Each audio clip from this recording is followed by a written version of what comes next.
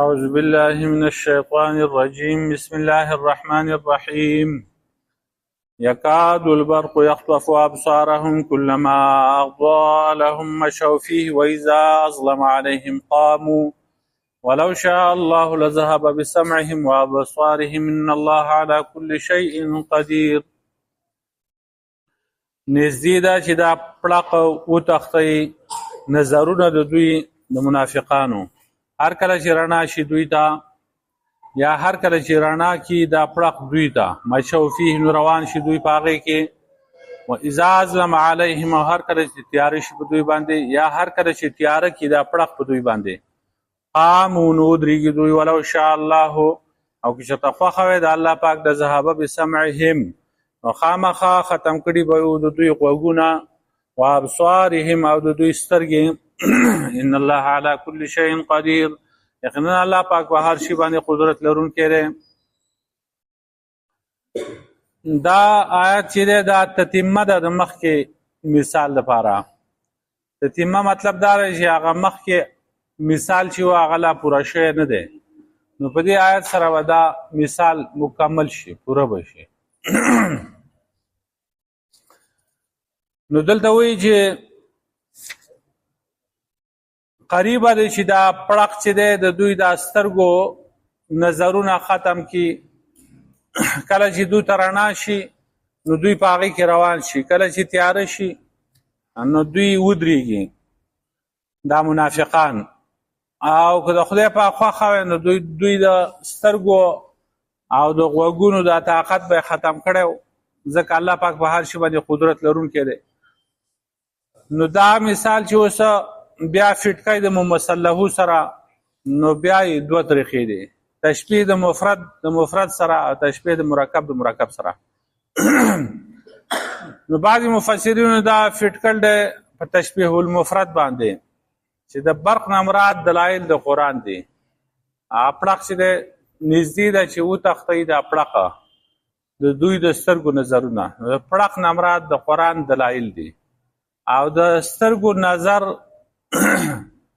تختول جدي دا کنایه ده د ایمان راوړو نه. نو چې د دلایل د قرآن په دوی باندې غلبه وکړي او ایمان ته یې جوړ کړي لکه مخکې هغه آیت کې مرګ چې وه کنایه وه د ایمان د راوړو نه. نو خازن والا دغه معنا کړله چې یکادو دلایل القرآن ان تجعلهم مؤمنین نږدې ده چې د قرآن دلایل دوی مؤمنان وګرځوي. هغه ایمان چې کوم دی د دوی په نسبت باندې داسې دی لکه د نظر تختول او مرګ. بعضې خلکو ته دا ایمان راوړل دا سپک ښکارېږي بد ورته ګوري لکه د ده نه چې ته دا غوږونه وتښتئ سترګې ترې وتښتئ او مړې کې ووژنئ. نو د قرآن دلایل چې دوی ته بیانېږي نو دوی په هغې باندې خفه کېږي او دوی دا ګڼي چې یاره زمونږ بس هر څه زمونږ لاړه غوږونه هم ختم شو د سترګو نظر هم زمونږ ختم شو.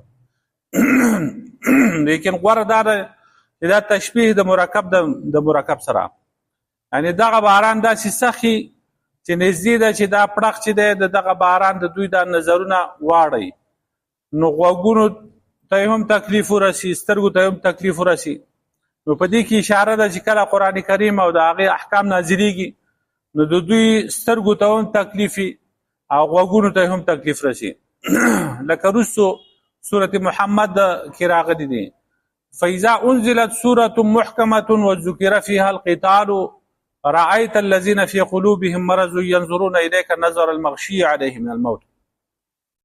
کله چې یو صورت محکم نازل شي او په هغې کې د قتال او د جهاد ذکر وي نو ته به وینې هغه کسان چې د هغوی په زړونو کې مرض دی د منافقت هغوی به ګوري تا ته لکه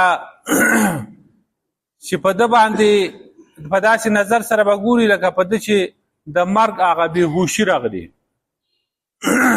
نو قرآن چې نازلېږي نو دا خلق ګډوډ کېږي دا منافقانه ځکه قرآن کې خو وایي تاسو مونځ کوئ روژه نیسئ جهاد له ځئ زکات ورکوئ حج کوئ دا خبرې په دوی بدې لګي، دوی بیا بالکل د دوی دا دماغ بیا کار نه کوي، دا سترګې او دا نظر وګونه دا ژبه دا هیڅ بیا کار نه کوي، خفه پریشان وي په دې باندې. داسې چلو شو. یا لکه سورة احزاب کې چې راغلی تدور اعینهم کالذی یغشى علیه من الموت، د دوی دا سترګې به اوړي راوړي گویا کې په ده باندې د مرګ بېهوشي راغل ده. نو کلما اضاء لهم، هر کله چې رڼا شي دوی ته، یا هر کله چې دا پړق دوی ته رڼا وکړي. اضاء متعدي هم راځي او لازمي هم راځي، نو دوه معنی دي. نو د رڼا کېدو نه مراد دی چې دوی ته د اسلام څه فایده ورسي. هکه چې دوی ته رڼا شي یعنی په اسلام کې ورته څه فایده ورسي، نو دوی په هغې کې روان شي روانه. او اذا ازلم علیهم، او کله چې دوی منافقان ته تیاره شي، نو د تیارې نه مراد چې کوم دی هغه ضرر دی، تکلیف دی، مصیبت دی چې دا ورته ورسي. نو چې فایده ورته میلاویږي نو بیا رواني، او که فایده ورته نه میلاویږي، ضرر او نقصان ورته میلاویږي، نو بیا دوی بیا اسلام پریدي، بیا بل طرف ته منډې وهي، بل طرف ته ځي. لکه نور آیاتونو کې دا راغلی دی وان منکم لمن لیبطئن فإن أصابتكم مصیبة قال قد انعم الله علی. یقینا په تاسو کې بعضې داسې کسان دي چې هغه د جهاد نه رستو کېږي، که تاسو ته څه مصیبت ورسي نو هغه وایي چې الله پاک غټ انعام وکړو په ما باندې، ځکه چې زه د دې مسلمانانو سره په دې جهاد کې وم نه، که ویجو بس وجلی به وم. او که تاسو ته مال د الله د طرف نه میلاو شي، مال غنیمته، نو بیا وایي بیا په دې مسلمانانو پسې رامنډې وهي، وایي زمونږ ستاسو په منځ کې څه دوستانه نه وه، دا مونځونه خو یوازې تاسو نه کوئ، دا خو موږ هم کوو، او دا روژې خو یوازې تاسو نه نیسئ، دا خو موږ هم نیسو، نو موږ له پکې څه حصه راکوئ که نه. نو بیا په مسلمانانو پسې رامنډې وهي، وایي ارمان دی چې زه دوی سره وی نو زه به په غټې کامیابۍ باندې کامیاب شوی وم. منافقانو ته چې فایده ښکاره شي چې یاره ځای نږدې دی، ما د غنیمت یقیني دی، نو دا کوم کافرو سره چې موږ جنګېږو دا کمزوري دي او موږ به غلبه بیا مومو. نو ضرورنا نتبعکم سورة فتح کې راځي، موږ پرېږدئ چې موږ تاسو پسې روان شو، تاسو سره موږ ځو، موږ پرېږدئ چې موږ تاسو سره لړ شو. او چې کله غزا او جهاد سخي لکه تبوک په شان دی، یوې میاشتې مسافت یې هلته بیا ډېرو مشکلاتو کې خلک راګیري، نو بیا وایي ائذن لي ولا تفتني، نبي علیه السلام ته به وایي ما ته اجازت راکړه او ما په فتنه کې مه واقع کوه، هسې نه چې زه په فتنه کې وغورځېږم، زه واپس ځم، ما ته اجازت راکړه، زه نشم تللی. نو دا وایي. یا لکه سورة حج کې چې راځي چې ومن الناس من یعبد الله على حرفنا، بعضې د خلقو نه هغه دي چې هغه د عبادت کوي د الله پاک په یو کناره باندې، که خیر ورته ورسي نو په هغې خوشحالی، او که مصیبت ورته ورسي نو انقلب على وجهه، نو په خپل مخ باندې الټا واپس سي، واپس تښتي. بیا ملګری نه د مسلمانانو، خو چې څه خیر پکې مومي نو بیا رواني. یا سورة النور کې چې راځي وإن یکن لهم الحق یأتوا الیه مذعنین، چې په شریعت کې د دوی څه فایده دوی ته مسله معلومه شي چې او په دې که دا شریعت زه کوم او دا قاضي ماله فیصله کوي او په دې کې زما خیر دی، زما فایده کېږي، یو منډه ورته وهي، په منډه باندې ځي. او چې کله ورته پته ولګي چې مسله معلومه شوه چې په دې کې زما تاوان دی، وایي زه په شریعت باندې دلته پاکستان کې شریعت کوم، زه په شریعت باندې عمل کوم، انګریزي هغه قانون ښه دی، وایي عدالت ته به لاړ شو، دا دې ته وایي. نو کوم انسان چې په وخت نعمتونو او فایدو لیدو کې په دین باندې عمل کوي، په وخت د مصیبت کې هغه نه کوي، نو دا نفس پسندي ده، خود پسندي ده، اتباع الهوا ده، ده خواهش تابعداري ده، او دا بعینه منافقت ده. او مؤمن لکه څوک څه ورکوي او که نه ورکوي، که ده ته څه میلاویږي او که نه میلاویږي، که دی خوشحاله دی او که خفه دی، او په دین باندې کلک ولاړ دی، په دین باندې عمل کوي، دغه یو حق پرست دی. د منافق سړي او د مؤمن سړي دغه فرق دی. حق پرسته مؤمن سړی په هر حال کې هغه ته که فایده میلاویږي که نه میلاویږي، اگر چې هغه ته پکې نقصان وي بیا هم په دین باندې عمل کوي، کلک په هغې باندې ولاړ دي. منافق سړی چې نو هغه خپلې فایدې ته ګوري چې دنیا فایده پکې جو بیا چلیږي د نورو سره، او که دغه نه نو بیا کلما اضاء لهم مشوا فیه کلما اضاء لهم مشوا فیه، کله چې ورته رڼا شي څه فایده بیا مومي مشوا فیه روان شي د نورو سره. واذا عزم عليهم قاموا، وکله چې لږه تیاره شي پته ورته ولګي زما پکې څه فایده نشي نقصان دی، جو قاموا بیا ودرېږي.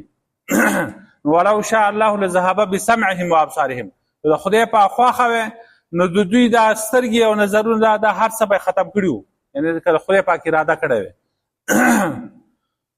نو دا دعوه نه ده بلکې دا یقیني خبره ده. ان الله على كل شيء قدیر، الله پاک په هر څه باندې قدرت لرونکی دی. د دوی دا نظرونه هر څه ختمولی شي. په حدیث کې هم دا شانتې راغلی چې یو عربي وبانډه چې هغه راغی نبي اسلام سره بیعت وکړو، یو څو ورځې پس چې کوم دی هغه د مدینې منورې تب ووهو او تبې پرې ولګېدې.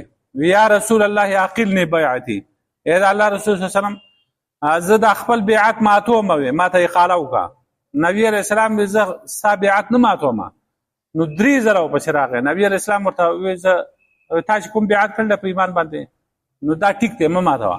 هغه ټینګ نه شو چې وتښتېده. نبي علیه السلام د هغې نه خبر شو، ویې فرمایل چې المدینه کالکیری تنفي خبثها وتنسع طیبها، مدینه د بانۍ په شانتې ده، دا هغه پلیت چې کوم دی ګنده شی هغه ختموي او پاک شی پرېږدي. انګر په دوکان کې هغه مخکې به بانۍ وي، بانۍ د ګوډی به و هغې ته به داسې موټی غوندې هغه به دا چلکاو هغې به هوا ورکوله اخوا نه په هغې باندې به هلته به ورته تبر او کشۍ او دا ایښودي جو هغې باندې له پاسه دا خیرې میرې چې به وجو دا به دې اور وسوځو او اوسپنه به چې وه صفا شی هغه به پاتې شو. مدینه چې کوم دی هغه کې دا خیرې میرې نه پایي. مدینه د منافقانو د دې ځای نه دی. هغه زغلی کوم چې پاک خلق دی هغه پاتې کېږي هلته. نو عبادت که سړي له خوند ورکوي او که خوند ورله نه ورکوي او عبادت به کوي، که په دین کې فایده وه او که نه وه او په دین باندې به عمل کوي، دا د ایمان نښه ده. او منافقت دا دی چې په زړه کې د غم نه لري، د ایمان غم نه کوي او دغه شانتې عبادات او اعمال نه کوي، دا د منافقت نښه ده. ربنا ظلمنا انفسنا وان لم تغفر لنا لا اله الا انت سبحانك. صلى الله تعالى على خير خلقه.